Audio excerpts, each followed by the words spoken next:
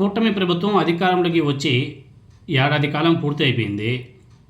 ఈ ఏడాది కాలంలో ఈ కూటమి ప్రభుత్వం ఎన్నో అభివృద్ధి కార్యక్రమాలు చేపట్టింది అని చెప్పేసి వాళ్ళకి వాళ్ళే డప్పులు కొట్టుకుంటూ వాళ్ళ ఎల్లో మీడియా ద్వారా డప్పులు కొట్టిస్తూ ఉంటారు. తాజాగా సంక్షేమం మీద ఫోకస్ పెట్టిందంట. అభివృద్ధి అయిపోయింది, ఇప్పుడు సంక్షేమం మీద ఫోకస్ పెట్టిందంట వాళ్ళు చెప్పుకునే మాటలు. అయినా రాష్ట్రంలో కూటమి ప్రభుత్వం క్షేత్రస్థాయిలో ఏ విధంగా విమర్శలు ఎదుర్కొంటుందో చాలామంది చూసే ఉంటారు.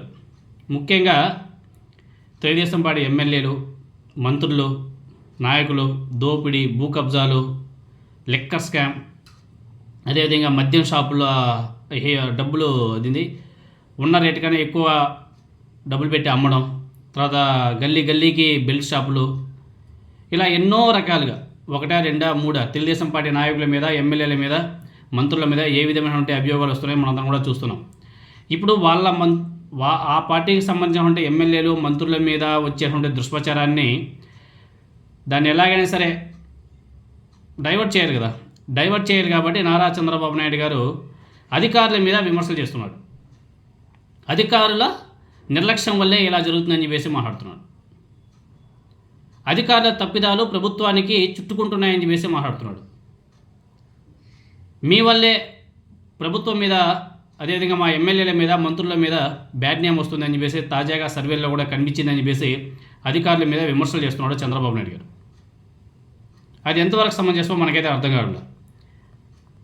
చంద్రబాబు నాయుడు గారు ఏమో వాళ్ళ ఎమ్మెల్యేలకు, మంత్రులకు ఫ్రీ హ్యాండ్స్ ఇచ్చేసాడు, కానీ వాటిని డైవర్ట్ చేయడం కోసం అధికారుల మీద ఫైర్ అవుతున్నాడు. చంద్రబాబు నాయుడు గారు ఈ ఏడాది పాలన పూర్తయిన సందర్భంగా రాష్ట్రంలో ఆయన ఐవీఆర్ఎస్ సర్వే చేయించాడంట. ఐవీఆర్ఎస్ కాల్ సర్వే మన చంద్రబాబు నాయుడు గారికి ఫస్ట్ నుంచి ఉన్నటువంటి ఇదనమాట. ఆయనకి ఐవీఆర్ఎస్ కాల్స్ చేసి సర్వేలు చేయించుకుంటూ ఉంటాడు. ఆ సర్వేలో ప్రజాభిప్రాయ సేకరణ మీద సమీక్ష కూడా నిర్వహించాడు. ఇందులో ఏ శాఖలో ఎక్కడ ఎవరు అవినీతికి పాల్పడినా సహించేది లేదని చెప్పేసి ఆ మీటింగ్లో కూడా చెప్పడం జరిగింది. డే 1 నుంచి ఇదే మాట అంటున్నాడు చంద్రబాబు నాయుడు. మేము సహించేది లేదు, వార్నింగ్ ఇస్తున్నాం, సీరియస్ అవుతున్నాం. ఈ మాటలు తప్ప ఏ ఎమ్మెల్యే మీదైనా, ఏ మంత్రి మీదైనా సరే కఠిన చర్యలు తీసుకున్నారా? లే. జీరో కరప్షన్ దిశగా రాష్ట్రంలో పాలనా వ్యవస్థను నిర్మించాలని అధికారులకు ఆదేశించాడంట చంద్రబాబు నాయుడు గారు.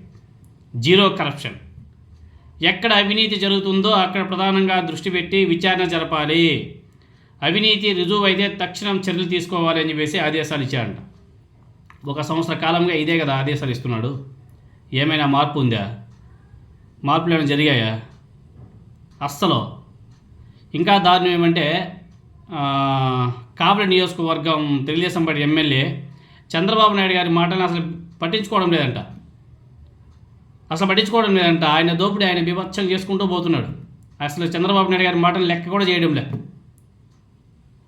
ఈ ఏడాది కాలంలో కూటమి ప్రభుత్వం మీద అత్యధిక స్థాయిలో సంతృప్తి వ్యక్తమైనటువంటి ఐవీఆర్ఎస్, అదేవిధంగా సిఎస్డిఎస్ ప్రజాభిప్రాయ సేకరణలో వెల్లడైందని చెప్పేసి చంద్రబాబు నాయుడు గారికి అధికారులు చెప్పారంట.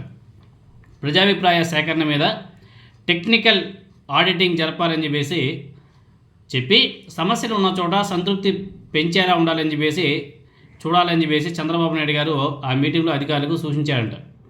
అంతేకాదు సంక్షేమం, ఉద్యోగాల కల్పన, రహదారులు వంటి 10 ముఖ్యమైన ప్రజా సమస్యలకు ఎక్కువ ప్రాధాన్యత ఇవ్వాలి. అదేవిధంగా వర్క్ ఫ్రమ్ హోమ్, గుర్తుపెట్టుకోండి ప్రతి ఒక్కరు కూడా, వర్క్ ఫ్రమ్ హోమ్, పెట్టుబడుల రాక, నైపుణ్య శిక్షణతో ఎంతమందికి ఉద్యోగాలు వచ్చాయో చెప్పాలంట. వర్క్ ఫ్రమ్ హోమ్ ఎవరు చేయాలా? ప్రభుత్వ ఉద్యోగాలు చేయాలా? గతంలో చంద్రబాబు నాయుడు గారు ప్రతిపక్ష నాయకుడిగా ఉన్నప్పుడు ఎక్కడో పొంగనూరులోనే ఎక్కడో ఒక బహిరంగ సభలో చెప్పాడు, పోలీసులకి కూడా వర్క్ ఫ్రమ్ హోమ్ తెప్పిస్తా, ఇంటి దగ్గర నుంచే మీరు డ్యూటీలు చేయొచ్చు అని చెప్పేసి చెప్పినట్టుగా గుర్తు. అవి ఇప్పుడు అది గుర్తు వచ్చారు కదా చంద్రబాబు నాయుడుకి. అందుకని చెప్పేసి ఆయన వర్క్ ఫ్రమ్ హోమ్ కూడా నిర్వహిస్తాడంట. తర్వాత చంద్రబాబు నాయుడు గారు ఇంకో 2-3 మాటలు చెప్పాడు. ఒకటి, పెన్షన్ల పంపిణీలో అవినీతి లేదని 85% మంది, ఇంటి దగ్గరే ఇస్తున్నారని 87% మంది, ఉద్యోగుల ప్రవర్తన బాగుందని 83% ద్వారా ఐవీఆర్ఎస్ ద్వారా చెప్పారంట. అన్నా క్యాంటీన్లు పరిశుభ్రంగా ఉన్నాయి. ఇవి చంద్రబాబు నాయుడు గారు ఆ మీటింగ్లో చెప్పింది.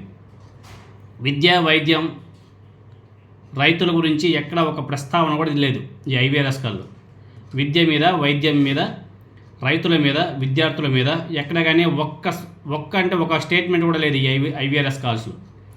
అంతా వాళ్ళకి ఎక్కడైతే మంచి అని అనిపించిందో దాని మీద మాత్రమే ఐవీఆర్ఎస్ కాల్స్ చేస్తున్నట్టుగా కనిపిస్తుంది. ఇక్కడ ఇంకొక పాయింట్ ఏమంటే, మున్సిపల్ సేవల్లో రోజు చెత్త సేకరణ మీద 65% మంది సంతృప్తి చెందుతున్నారంట. ఆలయాల్లో దర్శనం బాగుందని చెప్పేసి 68% చెప్పారంట. సౌకర్యాలు వండర్ఫుల్ అని చెప్పేసి 63% చెప్పారంట. తర్వాత ఆర్టీసీ బస్సుల్లో శుభ్రత, సీటింగ్ విషయంలో 53% మంది హ్యాపీగా ఉన్నారంట. చూడండి చంద్రబాబు నాయుడు గారు ఏ వేటి మీద ఐవీఆర్ఎస్ కాల్స్ ద్వారా ప్రజాభిప్రాయం సేకరించాడో ఒకసారి గమనించండి.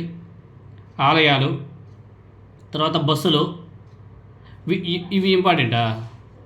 రైతుల దగ్గర ధాన్యం సేకరించి 2-3 నెలలు అయిపోతూ ఉంది. అప్రాక్సిమేట్గా 900 నుంచి 1000 కోట్ల రూపాయల బకాయిలు అట్లే పెండింగ్లో ఉన్నాయి.